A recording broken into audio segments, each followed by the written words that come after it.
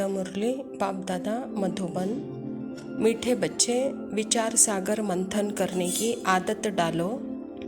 एकांत में सुबह सुबह विचार सागर मंथन करो तो अनेक नई नई पॉइंट बुद्धि में आएगी।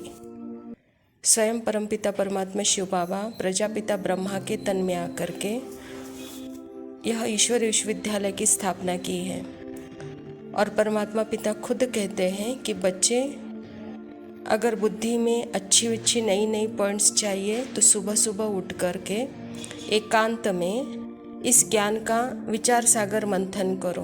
तो बाबा कहता इस ज्ञान के मंथन से अच्छे अनुभव होंगे, अच्छे फीलिंग में रहेंगे, क्योंकि ज्ञान खुशी का खजाना देता है तो वह खुशी की फीलिंग हमको आएगी। प्रश्न है, बच्चों को अपनी अवस्था फर्स्ट क्लास बनानी है तो किन किन बातों में ध्यान रखना है? बाबा कहता उत्तर में, एक बाप जो सुनाते हैं वही सुनो, बाकी इस दुनिया का कुछ भी नहीं सुनो। दूसरा, संग की संभाल रखो, जो अच्छी रीति पढ़ते हैं धारणा करते हैं उनका ही संग करो तो अवस्था फर्स्ट क्लास हो जाएगी। कई बच्चों की अवस्था को देख बाबा को ख्याल आता है कि ड्रामा में कुछ परिवर्तन हो जाए, परंतु फिर भी कहते यह भी राजधानी स्थापन हो रही है। बाबा कहता बच्चे अवस्था अच्छी होने के लिए, फर्स्ट क्लास बनने के लिए किन बातों का ध्यान रखना है? बाबा कहता एक तो क्योंकि नहीं, एक बाप से ही सुनो और किसी की नहीं। दूसरा, बाबा कहता जो अच्छे पढ़ते हैं, अच्छी धारणा है, जिनकी अवस्था अच्छी है, तो बाबा कहता ऐसों क्या संग करो।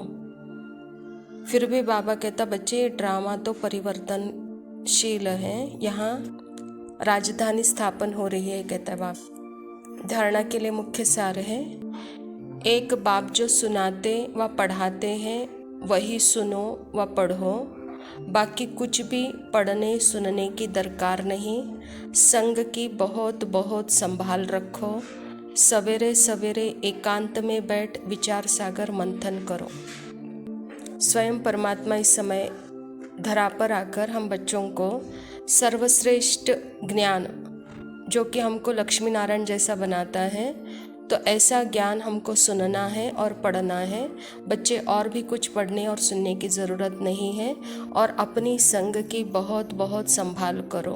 बाबा कहता बाहर मुखता में आने वाले, दूसरे संग में फंसने वाले, वह आकर्षण हमको बहुत करता है, लेकिन जो अव्यक्त रहते हैं, मौन रहते हैं, जो पढ़ते हैं, जो सदा याद के अभ्यास में तत्पर है, जो ज्ञान के विचार सागर मंथन में रहते हैं, तो बाबा कहता ऐसों का संग करो। कहता बाबा और सुबह एकांत में बैठ विचार सागर मंथन करो। दूसरा पॉइंट है, ड्रामा की भावी निश्चित बनी हुई है, इसीलिए सदा बेफिक्र रहो, किसी भी बात में संशय मत उठाओ। लोग भल क्या भी कहेंगे लेकिन तुम ड्रामा पर अटल रहो। बाबा कहता जो कुछ भी हुआ है या होने वाला है यह बनी बनाई नाटक है, होने वाला है या जो भी हुआ है, बच्चे उस ड्रामा में संशय मत उठाओ, क्योंकि ड्रामा कल्याणकारी है, इसीलिए सदा बेफिक्र स्थिति में रहो। कहता बाबा ड्रामा के पटरी पर अटल रहो। वरदान है, अथॉरिटी बन समय पर सर्व शक्तियों को कार्य में लगाने वाले मास्टर सर्वशक्तिवान भव। बाबा कहता सर्वशक्तिवान बाप द्वारा जो सर्व शक्तियाँ प्राप्त है, वह जैसी परिस्थिति, जैसा समय और जिस विधि से आप कार्य में लगाना चाहो वैसे ही रूप से यह शक्तियाँ आपके सहयोगी बन सकती है।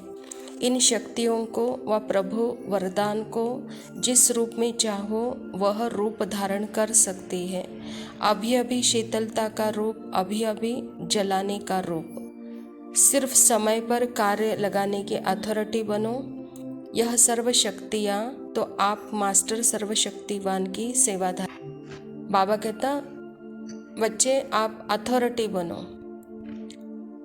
आप कौन हो उसके अथॉरिटी में रहो। आप किसके हो उसके अथॉरिटी में रहो।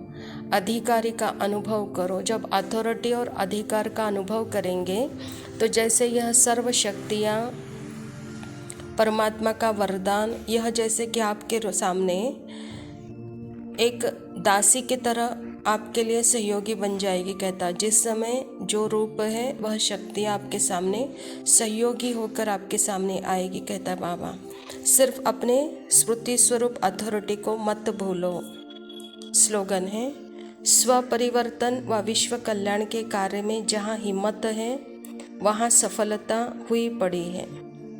बाबा कहते जो कुछ भी करते हो उसमें स्व का परिवर्तन रहे या विश्व कल्याण रहे, इस दोनों में भी हिम्मत चाहिए और जहाँ हिम्मत है वहाँ सफलता है। कहता बाबा अच्छा मीठे मीठे सिकिलदे बच्चों प्रति माता पिता बाप दादा का याद प्यार और गुड मॉर्निंग। रूहानी बाप की रूहानी बच्चों को नमस्ते।